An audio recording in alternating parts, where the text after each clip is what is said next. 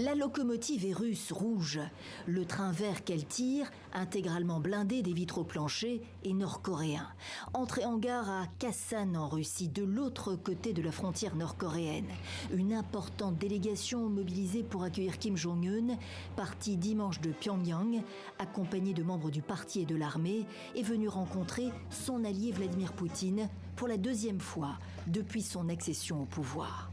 Pourtant, c'est avec le ministre russe des Ressources naturelles et de l'Environnement, Alexander Koslov, ici à gauche, qu'il s'est entretenu ce mardi soir.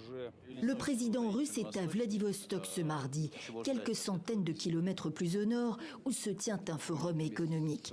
On l'interroge sur le lieu de la rencontre. Vostochny, dit-il, centre spatial de l'extrême-orient russe au sud-est de la Sibérie, à 1 millier de kilomètres de là. Quand la rencontre est-elle prévue? Secret. Mais elle fait déjà l'objet de nombreuses spéculations du côté des Occidentaux et alliés de l'Ukraine. L'illustration de l'isolement de la Russie sur la scène internationale pour Paris.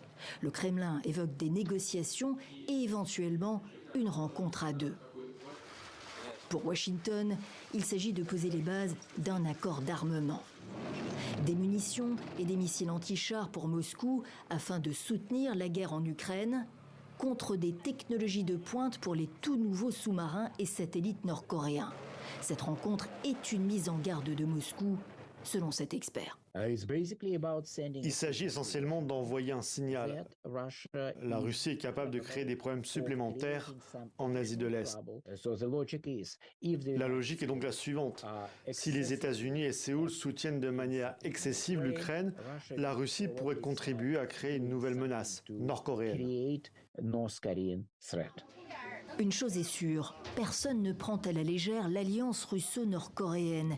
Pyongyang, sous sanctions internationales, a au moins, sinon plus, à y gagner que Moscou.